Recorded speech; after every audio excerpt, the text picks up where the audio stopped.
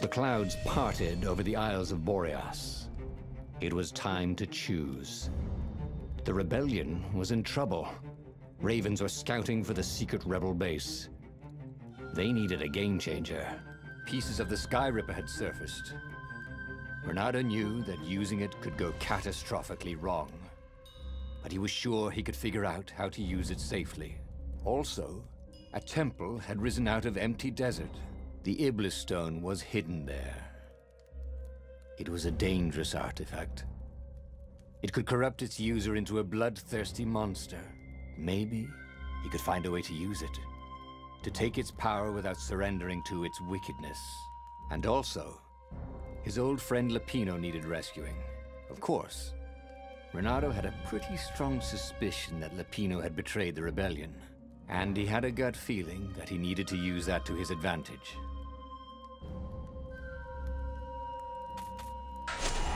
The island was windswept desert. No one went there except ostriches and ostrich hunters. The Iblis stone. It would whisper promises in his ear, offer him power for blood. But this time, Bernardo was sure he could master it. And so, Bernardo went ostrich hunting.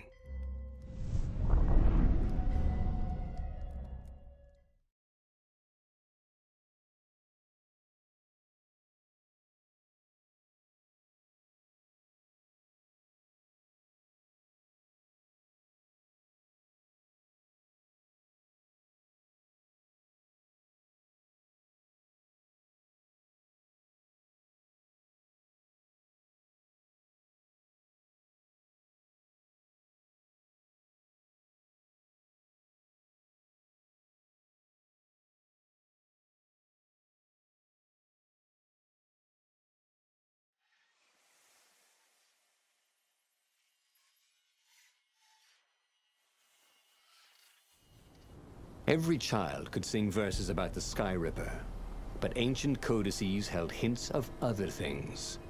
A stone that ate souls, a ruby that drank blood, a jewel only a righteous man could give away. Were all these things the Iblis stone? Long hidden in the buried temple? Another ancient item that was only resurfacing now? Drawn up from the deeps by the Emperor's horrific rituals?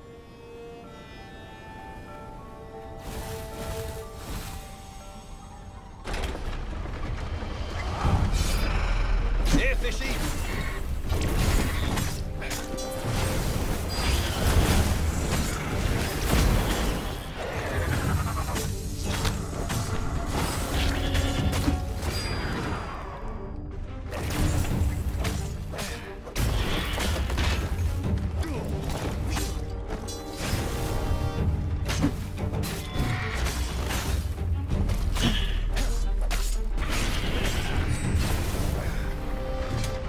Ravens were already here, cawing in frustration. He was still searching for a way in. Good. Then he hadn't come too late.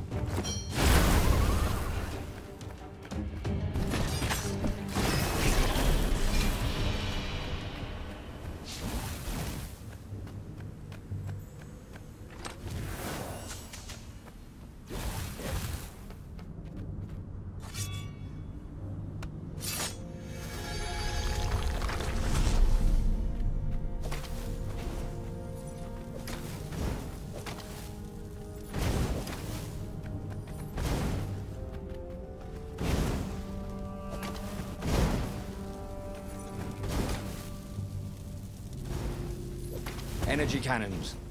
The last argument of kings.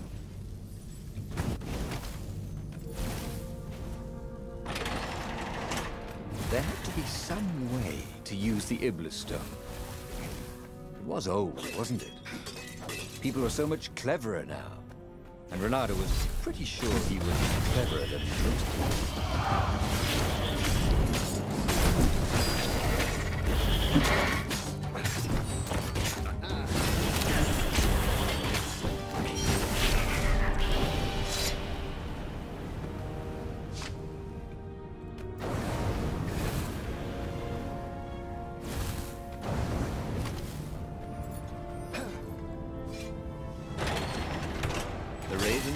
Could not get past this point.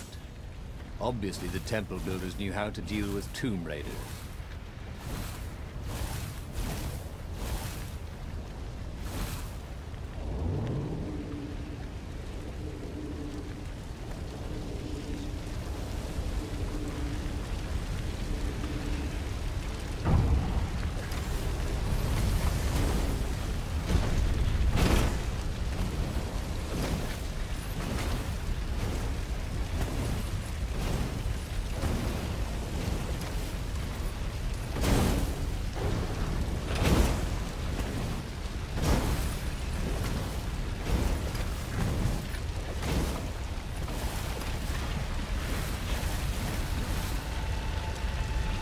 It was a stone of the purest blackness.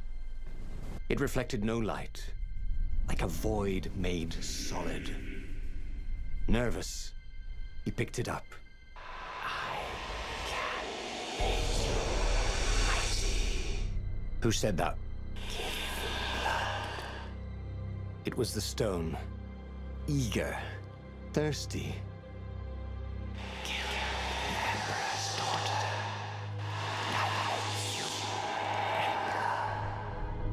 That seemed tempting and terribly wrong. Zenobia was the Emperor's greatest general and a potent witch. But they had been close once. And he had a sneaking suspicion the gem would try to control him. Why not capture the core of Sky Ripper instead? It was the eye of a lost god torn out by the transcendent Emperor to power his greatest weapon. Not the core, said the stone anxiously.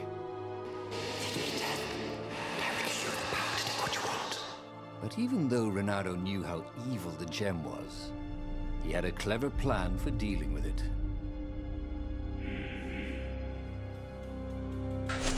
Why was he listening to a talking rock? Ah, but the rock had a point.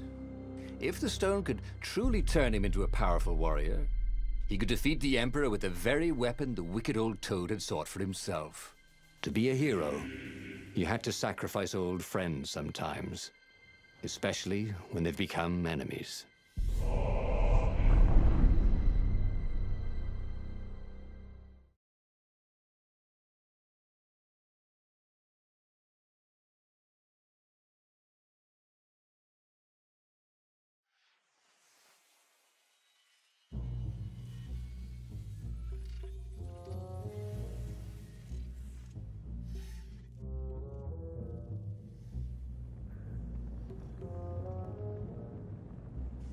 As he placed the impossibly black crystal in his gauntlet, Renato had a sudden vision. Charred fields covered in dead ravens below a black sun. Was it the time of the lost gods before the transcendent Emperor? Was it the future? Please, it whispered. Take the power. He could feel the stone's hunger for souls, its thirst for blood. All right, I get it. This was going to be interesting.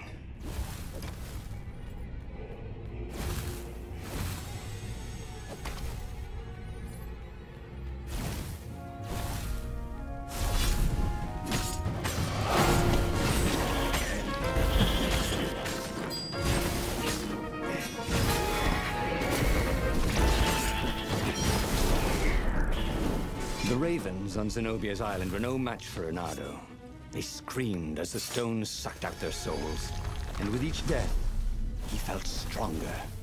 Take the power, the stone told him.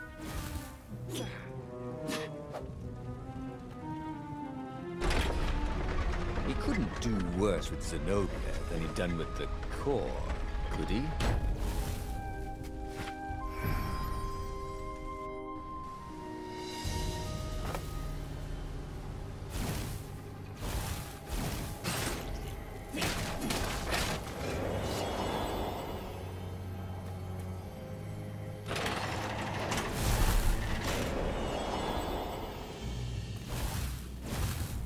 Zenobia was waiting for Renato. She was alone, confident as always. Fire danced at the tips of her claws. Are you here to surrender? She seemed as cocksure as he felt. But she didn't know he had the stone. And I've missed you too, love. He chuckled. She spotted the stone and bolted without another word.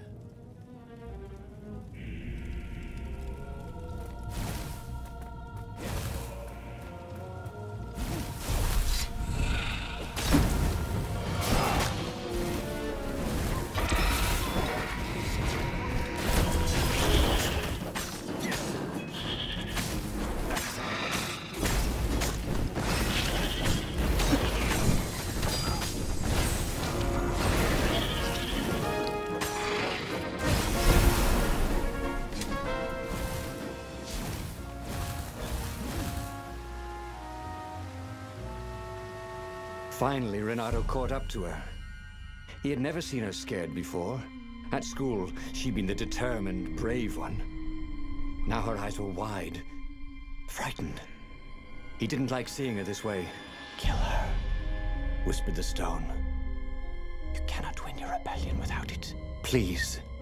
No, said Zenobia. Not that way. Oh, they had been so close once. Could he really feed her soul to his demonic gem? But if he spared her, he would not get the full power of the stone. Oh, how could he be the hero he wanted to be?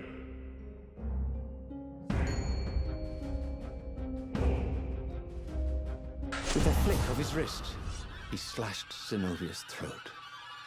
Her eyes widened even more. And then the light went out of them. Renato felt amazing.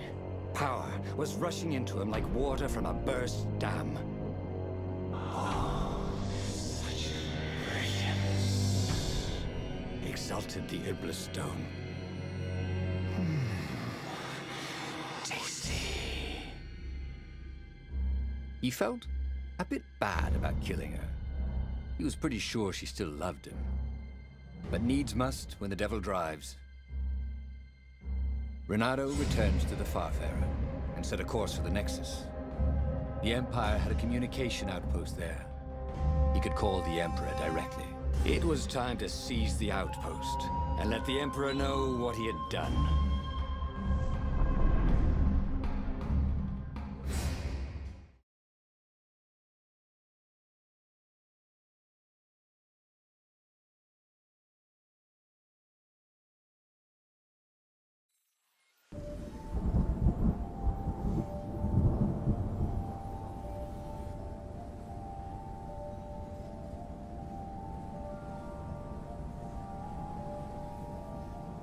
The Nexus was beautiful. He'd never realized how beautiful. Everything glowed. The wind was so sweet. The sun so soft. The stones so warm. Black raven feathers. Black feathers. Suddenly, his eyes are filled with them. He's falling through smoke under a dead sun. A voice calls him home. Is this a vision? Whose? Is this the time of the lost gods? Or the future? No matter. What mattered now was killing his way to the Imperial outpost and challenging the Emperor from there.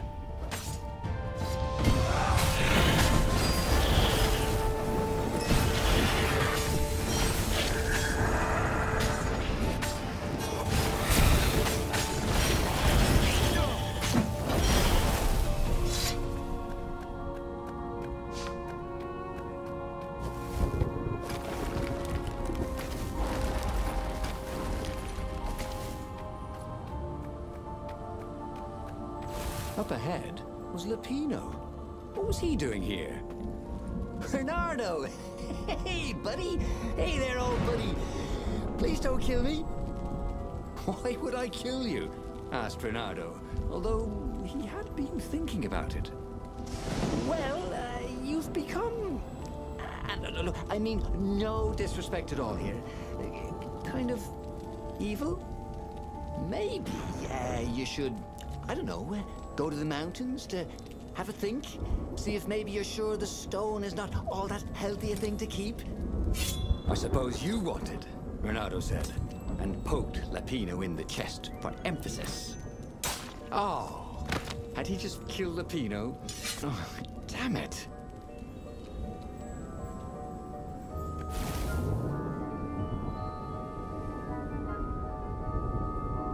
He'd go to the outpost, use their far speaker, tell the Emperor what he'd done, and then he'd go to the secret rebel base, let them know he was ready to lead them to victory.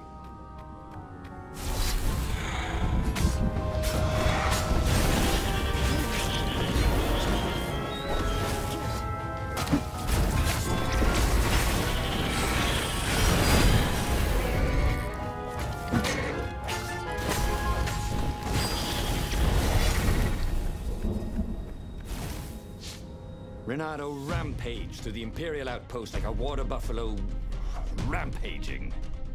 At the last moment, he remembered not to kill the far speaker toad. After all, he wanted a word with the Emperor. But there was only silence. The Emperor was scared, like little girl. Well, he would gather the rebel army and slaughter the Imperial fleet. Applauded the Iblistone. Tremendous. Then the Emperor would have to answer his far speaker, wouldn't he? Who are you? Asked a distant voice that sounded uncomfortably like Zenobia. What have you become? The mountains. Go to the mountains, urged another that sounded a bit like Lapino.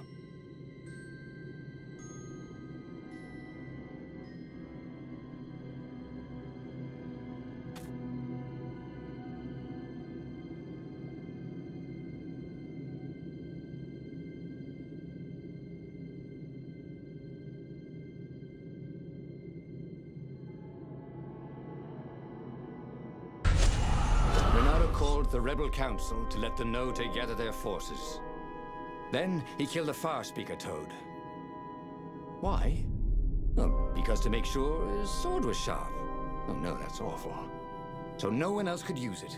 Yes, that's it. Then he set off for the ruins and the secret rebel base.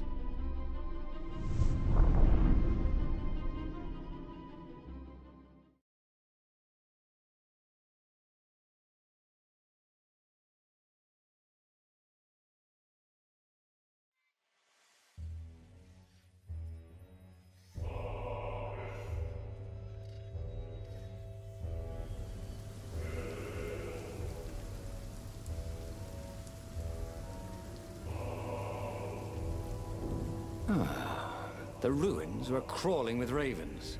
Probably looking for the secret base, Renato thought. But then he realized they're probably looking for me. They must be very scared of me. Well, here I am!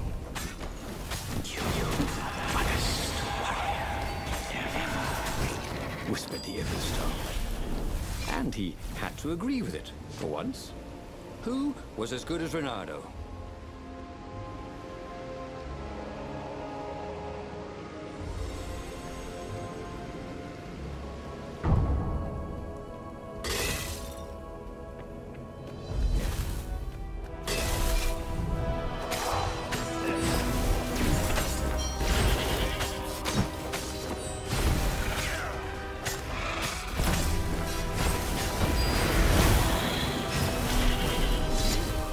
Renato was so happy. The stone was the best friend he'd ever had. Really, who would bury such a treasure in the desert? Soon, he'd go rally the rebellion, usher a new age to the islands of Earth.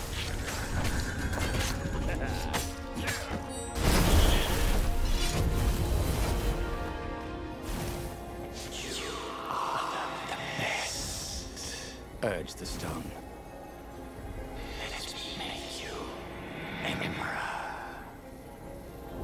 Come to think of it, Renato thought as he put down another raven, why shouldn't I be emperor? How did anybody get to be emperor anyway? By making war. I mean, not counting the transcendent emperor, obviously, who had banished the lost gods and started time. Yes, he should be emperor. He would make a great emperor. Right, Stone?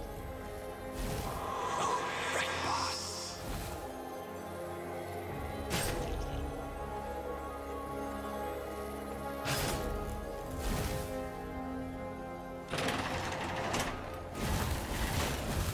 Long stairs. So he was close to the rebel base. It was on fire. So far, so good.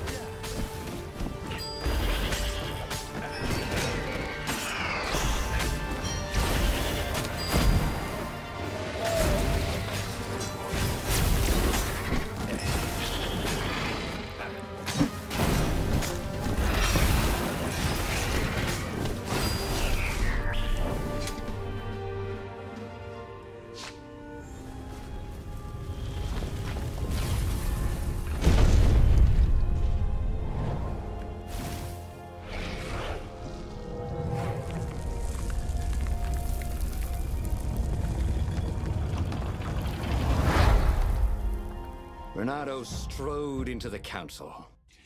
Let's do this thing. Let's make me emperor. They looked confused and nervous. Ah, had he mentioned the emperor thing? Yeah, he'd meant to bring that up later. I mean, let's go win this rebellion. He waved his sword around encouragingly. They ran. Cowards. He'd stop them. He cut down a few to inspire the others. But soon, there was no one to cut down. Well then, he'd have to attack the fleet alone. More for me, he said. Unless it was the stone that said it. Traitors. Traitors, all of them. They'd run rather than following him, rather than cheering him. What should he do to the cowards? Anything he wanted to.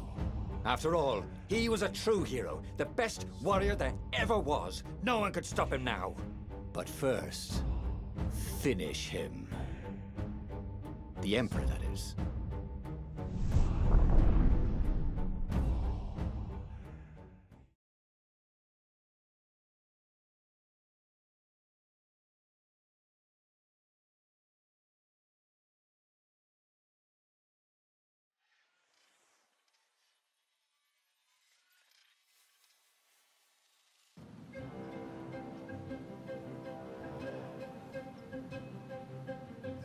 Where was the rebel fleet?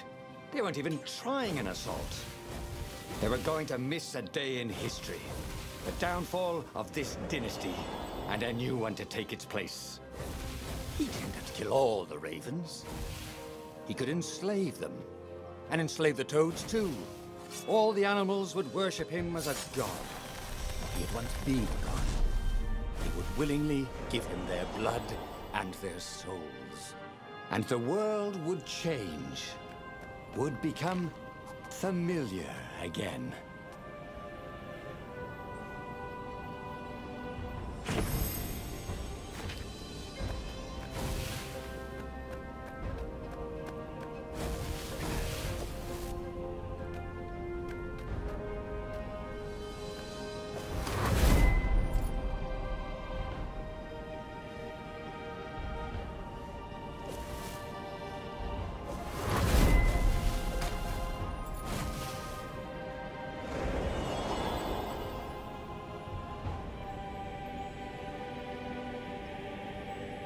Renato was glowing with dark power.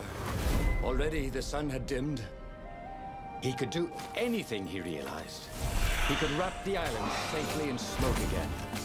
He was beyond a hero. He was going to become a god again. How odd, he thought, that the Iblis had nothing to say about any of this. Well, no matter. Once he killed this petty toad emperor, he would bring back the Black Sun.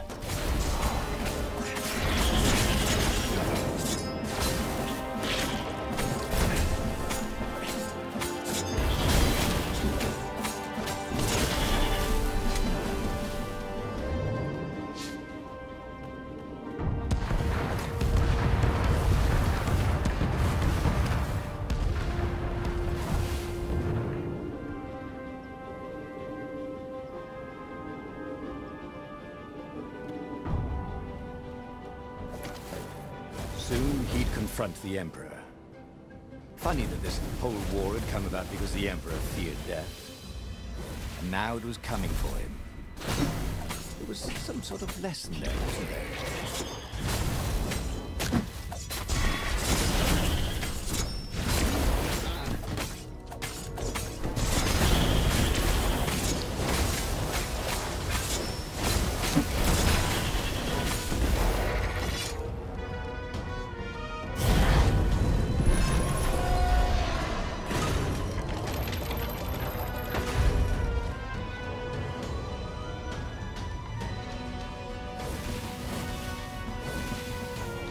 He found the Emperor and the Council huddling by his ship, plotting. They saw him and cowered before him. Back to hell, fiend. Croaked the Emperor desperately. In the name of the Transcendent Emperor! Croaked the speaker. They held some arcane items he didn't recognize. He simply flexed his will and sucked their souls out of their bodies. And Iblis exulted. It is finished. And the void that had been a mere stone on a sword expanded. It stretched and ripped like a vast womb. And a gaze, black and pitiless as the sun, passed through the void into the land. And so time ended.